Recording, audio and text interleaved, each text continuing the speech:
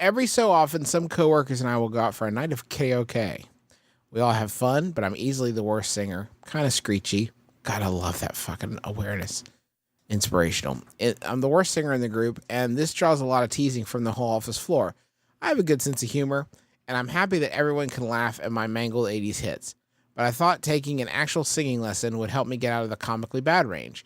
To my surprise, a number of my coworkers were very against the idea of lessons, saying that I was taking it too seriously and being a killjoy. Should I continue with the lessons, or is it wrong for me to deprive everyone of my unique voice? And that's from Musical in Mobile, Alabama. I'm gonna go Super Saiyan over here.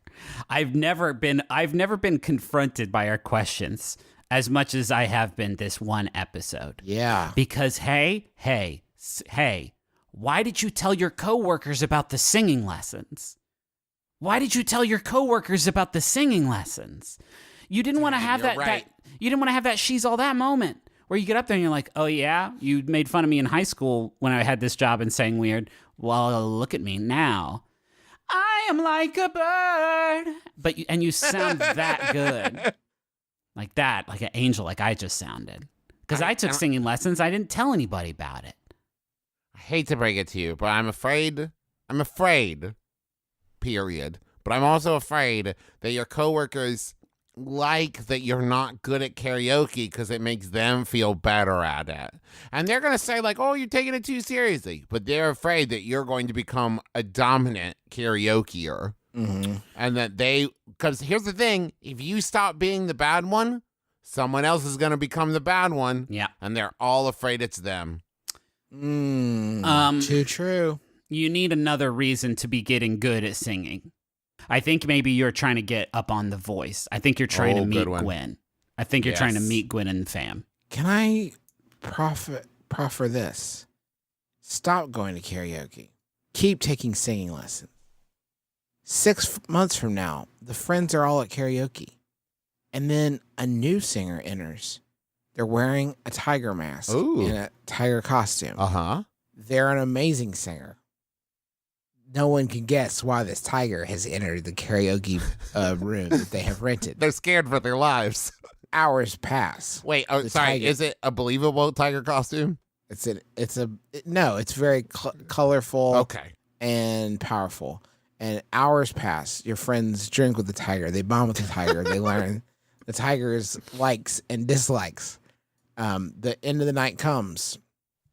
You exchange numbers with a guy that you met there. You go home. You lie down. You realize that you forgot to dramatically reveal that you had been the tiger all along. You remind yourself the next time for sure when you show up at karaoke, you will definitely pull off your mask dramatically to reveal that you were, in fact, the tiger all along, and that beautiful voice was attached to the former not so great singer. Time goes by. You realize it's been 3 years. You married that guy. You're still the tiger. There's still he loves the tiger. You wonder, what have I become? And the answer is you've become the tiger. You're more comfortable now as the tiger than you've ever been before. And then one day he pulls off your mask and your head falls off. You go back to karaoke. They don't remember the tiger. So we're basically starting from scratch again. You can just be a great singer. You don't have to be a great singer to excel at karaoke. There are 2 songs. Our former boss, Christopher Grant, does karaoke with a passion and a gusto that I find profoundly moving. And the gusto and passion are on point. And I'm going to stop there. But Chris is also, through his karaoke artistry, introduced me to Hames the Wire and Telephone Line by ELO that I had never heard either of those songs before.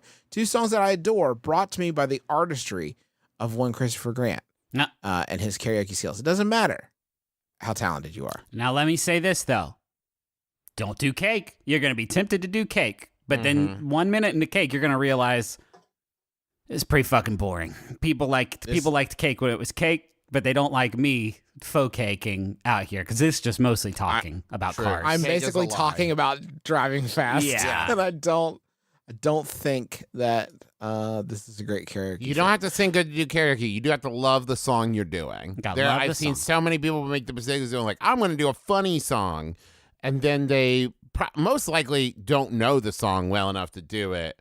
But 2, halfway through, everyone's like, okay, I get it. And now we have another like 5 minutes of Meatloaf left. Yeah, practice your songs at home, folks, because you never know. It's so important to be great at karaoke. It's the most important thing.